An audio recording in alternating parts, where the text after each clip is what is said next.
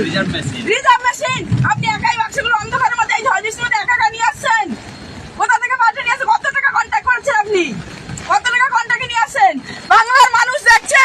দেখুন এইভাবে সন্ধ্যা থেকে সমস্ত জায়গায় আমরা বলছি যে এইভাবে ইভিএম গুলা এই বাক্সগুলো এইভাবে যেখানে কোনো সিকিউরিটি নেই, কোনো অফিসার অন্ধকারে ঢুকে যাচ্ছে, বাক্স চেঞ্জ করে নিয়ে চলে আসছে।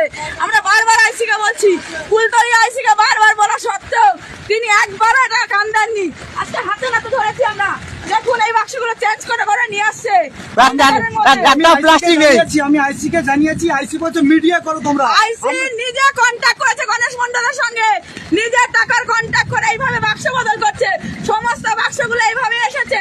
আমরা বারবার বলছি যে বাক্সগুলো কোথা থেকে আসছে। এখন অগণিত আমাদের লোককে থাকতে দিচ্ছে না, আমাদের লোকগুলোকে সরিয়ে দিচ্ছে, বলছে আমরা নিয়ে যাচ্ছি, ঠিক নিয়ে যাচ্ছি। কোথা থেকে